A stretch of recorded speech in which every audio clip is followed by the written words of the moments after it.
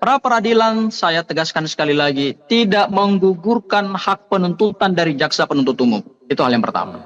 Hal yang kedua adalah, lembaga pra peradilan ini adalah lembaga check and balance terhadap proses penegakan hukum. Namanya aja pra peradilan. Artinya, sebelum hal-hal yang nantinya disidangkan dalam peradilan, yang sebenarnya, maka negara menyediakan lembaga yang disebut dengan lembaga pra peradilan supaya hal-hal yang dinilai secara subjektif dinilai secara subjektif itu merugikan hak seorang tersangka, misalnya pencekalan. Pencekalan 1 tahun, sementara sudah P21, sudah penyerahan tersangka dan barang bukti. Ini bukan lagi wilayah Polda Metro Jaya, ini sudah wilayah jaksa penuntut umum. Halo, assalamualaikum warahmatullahi wabarakatuh. Kembali lagi sobat kopi hitam, balik lagi di channel Kopi Hitam 26, tempat kita ngopi sambil ngobrolin isu hangat. Oke, di video kali ini perdebatan antara Abdul Ghafur Sangaji dan Rifai. Di sini Rifai menekankan bahwa pra peradilan yang keempat yang diajukan oleh Roy Suryo itu adalah hanya mengulur-ngulur waktu saja. Karena Jokowi menurut Rifai udah siap menghadiri persidangan. Gue sendiri nggak percaya kalau dia datang. Gue rasa sih ini hanya gimmick-gimmick hukum mereka aja. Kan Jokowi lagi belusukan. Oke, kita lihat keseruannya.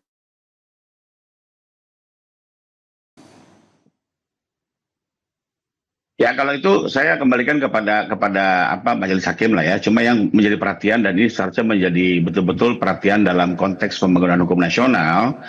Ini presiden ini kalau dibiarkan akan diikuti oleh perkara-perkara lain, termasuk perkara-perkara tipikor di seluruh Indonesia ya. Nanti mereka akan melakukan juga mungkin sampai 10-50 kali bisa pra peradilan, jadi sudah keempat ya. Karena nggak ada batasan kan menurut beliau kan. Nanti 10 kali, 20 kali ya, ujung-ujungnya apa? Masa penahanan lepas. Sementara penahanan itu kan dibatasi 2 bulan, tapi gara-gara pra peradilannya saja sudah 1,5 bulan, masuk pokok perkara, terpaksa dilepas. Nah, apakah mau sampai seperti itu kejadiannya? Kebetulan dalam perkara ini tidak ada penahanan, ya, sehingga tengah waktunya mungkin masih lebih fleksibel. Tapi bayangkan untuk perkara-perkara tipikor yang dalam penahanan, akhirnya mereka menggunakan upaya yang sama, melakukan pra secara berulang, ya. Ini saja sudah keempat, kita nggak tahu mungkin sampai 10 mungkin Bang Sangaji. Nah, tapi kembali lagi, kalau kita sebenarnya buka pasal 163 ayat 1J, itu jelas pra-per itu hanya bisa diajukan saat perkara di penyidikan dan penuntutan. Hari ini perkara sudah disidang, juga bisa ajukan pra-per. Ini contoh, tadi kan katanya Bu Tifa juga, perkara di sidang Bu Tifa nih, bukan di penuntutan, bukan di penyidikan. Ternyata masih juga bisa mengajukan pra-peradilan. Nah, ini kan kalau sudah begini kan menjadi bagaimana gitu ya. Nah, saya harapkan juga ini harusnya menjadi perhatian baik Mahkamah Agung, DPR, Kejaksaan Agung, Kemenkum, karena mereka adalah pihak penyusun KUHP ya, yang ingin mendorong perbaikan KUHP, dan ternyata sekarang ada ekses seperti ini perlu segera diperhatikan ya, dikaji dan dicarikan solusi agar jangan sampai tujuan penegakan hukum ini menjadi tidak tercapai atau mungkin gaduh hanya gara-gara manuver pra peradilan yang menurut saya ini sudah di luar batas ya. Karena kembali lagi loh, di putusan pra-per kedua itu nyata-nyata hakim menyatakan pra-per yang dilakukan secara berlangsung dan terpisah merupakan penyalahgunaan lembaga pra peradilan. Bang Rifai, kalau respon Pak Jokowi sendiri bagaimana, Bang Rifai? Tapi kok pra-per 3, pra-per 4 masih terus diperiksa ya. Dan yang terakhir adalah menjadi pertanyaan buat saya, kenapa kok Pak Roy berulang-ulang pra-per? Apa sebegitu khawatirkah memasuki pokok perkara? Apakah memang tidak memiliki bukti-bukti atas tuduhannya selama ini sehingga sampai begitu khawatir untuk masuk pokok perkara? Ini juga menjadi pertanyaan. Tadinya saya mesti menghormati sebagai bagian dari upaya hak hukum ya. Tapi kalau sampai keempat, kelima, keenam ini buat saya sudah menjadi ada pertanyaan lain yang terpaksa harus saya ungkapkan. Apakah memang ada kekhawatiran sementara Pak Jokowi sendiri siap menghadapi persidangan? Katanya. Kalau gue sih jujur dari hati yang dalam ya. Ini mah hanya gimmick mereka aja agar terkesan Jokowi itu berani gitu kan. Berani hadir. Aduh. Padahal di sidang-sidang yang lain nggak pernah hadir. Aduh. Oke, kita lanjut videonya. Menurut menunjukkan ijazah aslinya dan menjelaskan semua di dalam persidangan. Itu Bang saja mungkin Sangaji, iya. untuk menjadi pertimbangan. Oke, ini kan Mas Roy sebenarnya kan berulang kali menegaskan ya, akan terus berjuang begitu.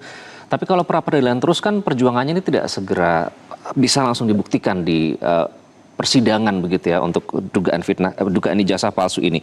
Tadi juga Bang Rifai jangan-jangan khawatir terhadap pokok perkara itu sendiri. Dan dikhawatirkan bisa menjadi presiden buruk bagi kasus-kasus lain. Bagaimana menjawab itu, Bang Sangaji? Pertama bahwa pra peradilan itu tidak menghilangkan hak menuntut dari penuntut umum. Ya, itu perlu digarisbawahi dulu. Jadi dengan kami mengajukan pra peradilan bukan berarti perkara ini tidak akan dituntut dalam persidangan gitu ya. Itu satu kekeliruan yang selama ini berkembang di media juga di publik bahwa seolah-olah dengan kami mengajukan pra peradilan ini kami tidak akan masuk ke pokok perkara. Tidak. Pra peradilan, saya tegaskan sekali lagi, tidak menggugurkan hak penuntutan dari jaksa penuntut umum. Itu hal yang pertama. Hal yang kedua adalah lembaga pra peradilan ini adalah lembaga check and balance terhadap proses penegakan hukum. Namanya aja pra peradilan. Artinya sebelum hal-hal yang nantinya disidangkan dalam peradilan yang sebenarnya, maka negara menyediakan lembaga yang disebut dengan lembaga pra peradilan supaya hal-hal yang dinilai secara subjektif dinilai secara subjektif itu merugikan hak seorang tersangka, misalnya pencekalan 1 tahun, sementara sudah P21, sudah penyerahan tersangka dan barang bukti. Ini bukan lagi wilayah Polda Metro Jaya, ini sudah wilayah jaksa penuntut umum. Apakah kemudian kita harus membiarkan seorang warga negara dicekal oleh aparat yang sudah tidak punya kewenangan lagi untuk melakukan pencekalan itu atau meminta pencekalan itu, kecuali kejaksaan meminta pencekalan karena dalam rangka penuntutan, sementara penyidikannya sudah selesai. Nah, apakah tidak boleh kita mintakan itu? Loh, negara memberikan hak itu kepada seorang warga negara. Boleh dong, kita mencari keadilan. Meskipun statusnya sebagai tersangka, tapi ingat, kita punya asas presumption of innocence. Asas praduga tidak bersalah yang diatur dalam KUHP, yang diatur dalam konvensi internasional, yang juga diakui secara universal oleh negara manapun di dunia ini. Itu hal yang prinsipil. Kemudian, lembaga pra peradilan ini juga adalah untuk mengkoreksi penangkapan, penahanan, penggeledahan yang dilakukan secara tidak sah. Makanya kemudian dibatalkan. Ya, kami tidak bicara soal pokok perkara, kami bicara soal bagaimana kita menegakkan hukum. Dan lagi-lagi, kalau hukum negara kemudian tidak membatasi permohonan pra peradilan, ya itulah yang saya bilang, itulah salah satu bentuk reformasi hukum pidana nasional. Di era KUHP baru, Undang-Undang Nomor 20 Tahun 2025, karena dengan adanya sistem hukum pidana nasional yang baru ini, maka warga negara itu diberikan keleluasaan untuk menggunakan hak-hak hukumnya. Karena yang berhadapan ini kan adalah seorang warga negara berhadapan dengan negara melalui apa? Melalui aparat penegak hukum. Tetap harus dituntut ya sebagai warga negara yang melekat di diri Mas Roy ya. Terhadap proses Bang tersebut. Sangaji, saya harus Jadi ke Bang menurut Rifai karena saya, durasi kita sudah habis. Ini tidak perlu kita membangun narasi-narasi yang tidak yuridis ya. Kita tetap menghormati proses hukum ya, tetapi berikan kesempatan kepada seorang tersangka yang notabene adalah seorang warga negara untuk menggunakan hak hukumnya, dan hak hukumnya itu diberikan oleh undang-undang dan tidak ada larangan. Bahkan sampai sekarang pun kami memohonkan pra peradilan semuanya diregistrasi oleh Pengadilan Negeri Jakarta Selatan. Apakah itu adalah salah? Bang Sangaji, saya harus ke Bang Rifai. Itu Bang Rifai, penghormatan negara terhadap hak seorang tersangka. Apakah Pak Jokowi merasa terganggu dengan langkah Mas Roy ini? Ya, pada intinya kalau Pak Jokowi ingin perkara ini kan segera selesai dan tuntas. Karena beliau sendiri sebagai pelapor ingin mendapatkan keadilan, nama baiknya dipulihkan, dan khususnya terkait ijazah ini menjadi terang benderang ya, bahwa itu ijazah asli dikeluarkan oleh UGM dan tuduhan yang selama dilempar hanyalah fitnah belaka. Itulah yang memang hendak dituju oleh Pak Jokowi karenanya menggunakan upaya hukum dan ingin segera ini disidangkan. Nah, sekarang terjadi dinamika seperti ini ya, pada intinya kembali lagi ya,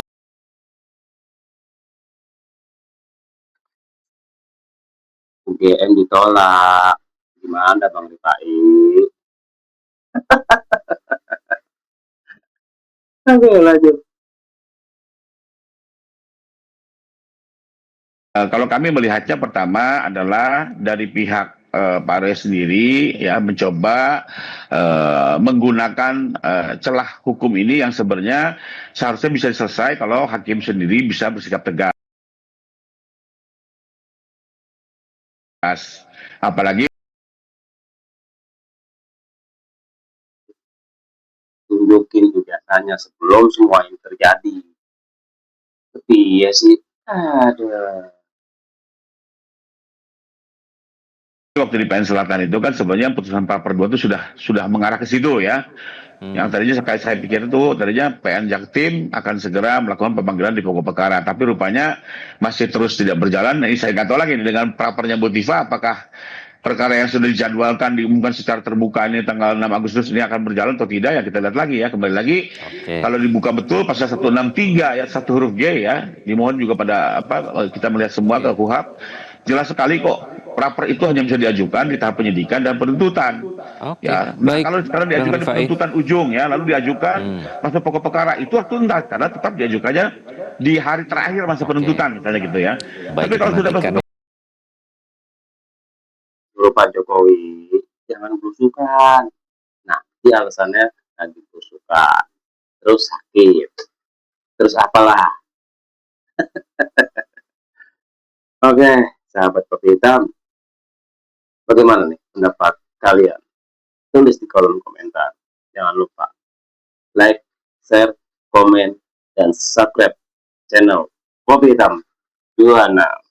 Oke, terima kasih. Assalamualaikum warahmatullahi wabarakatuh.